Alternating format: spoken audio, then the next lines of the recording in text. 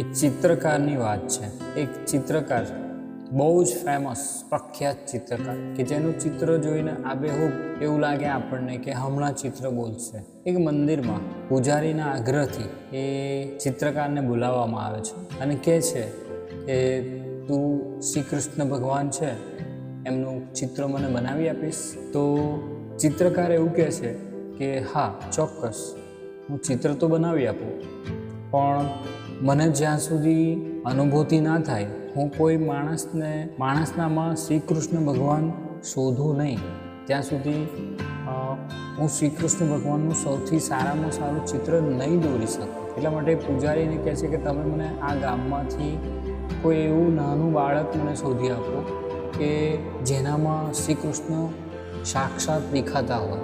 બધા ગામવાળા અને ચિત્રકાર આખા ગામમાં શોધે છે અને એક બાળક મળે છે.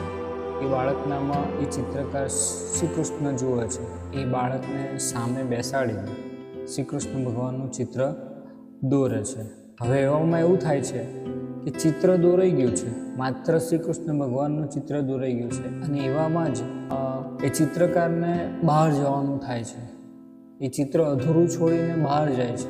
એક સરસ ઓફર આવે છે. એ ઓફર હતી બહુ સારા પ્રખ્યાત એક્ઝિબિશનની, અને એક્ઝિબિશનમાં એના ચિત્ર વાહવાહી થાય છે અને દેશ વિદેશમાં પ્રખ્યાત થાય છે.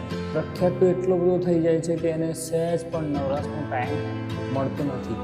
આ નવરાશમાં ક્યાં વર્ષોના વર્ષો વીતી જાય છે એને ખુદને ખ્યાલ નથી આવતો. ઘણા વર્ષો પછી એને યાદ આવે છે કે મારું એક ચિત્ર અધૂરું છે. તો એ ગામમાં જાય છે પાછો અને પૂજારીને મળે છે. પૂજારી બહુ વૃદ્ધ થઈ ગયા છે. પૂજારીને કહે છે, મને ઓળખો છો? હા, કેમ ન ઓળખું? તું એ ચિત્રકાર છે ને, પેલું અધૂરું ચિત્ર જોવું છે ત્યારે? ચિત્રકાર કહે છે, હા, હું ચિત્ર પૂરું કરવા જ આવ્યો છું. તો એ ચિત્ર એકદમ અકબંધ હોય છે. ચિત્ર જુએ છે, અધૂરું ચિત્ર, અને ફરી એ પૂજારીને એવું કહે છે કે મારે હવે એવો વ્યક્તિ જોઈએ છે કે જે કંસ જેવો લાગતો હોય, અને હું એ વ્યક્તિને જોઈશ અને હું કંસને એ ચિત્રમાં અંકારી શકીશ. તો ફરી એ પૂજારી સાથે કંસ જેવા દેખાતા માણસની શોધમાં એ ગામમાં ફરે છે. આખા ગામમાં કોઈ પણ માણસ કંસ જેવું હોતું નથી. બધા સજ્જન માણસ હોય છે. ફરી પૂજારીને એક વાત યાદ આવે છે કે મારો એક મિત્ર છે જે જેલર છે, એને આપણે વાત કરીએ, જેલમાં આપણને લઈ જશે. તો એ જેલર સાથે વાત થાય છે, જેલમાં જાય છે. એક કેદી એવો મળે છે કે જે ચિત્રકારને એવું લાગે છે કે આ કંસ જેવો છે અને ન્યાય આપશે. એ કેદીને લઈ જાય છે અને એની સામે કેદીને રાખીને એ ચિત્ર પૂરું કરે છે.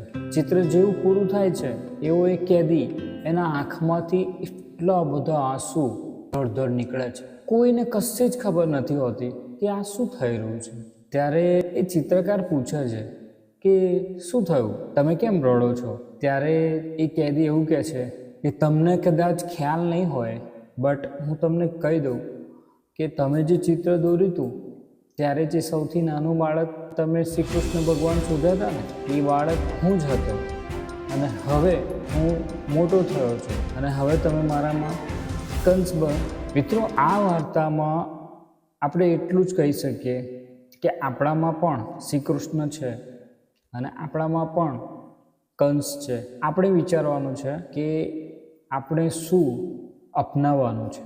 કશું જ કાયમી નથી અને કશું જ આપણી પાસે ટકવાનું નથી. તમે આ વાર્તામાંથી શું શીખ્યા? કોમેન્ટ કરીને મને જણાવો.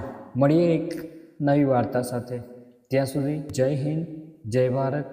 Take care of your self.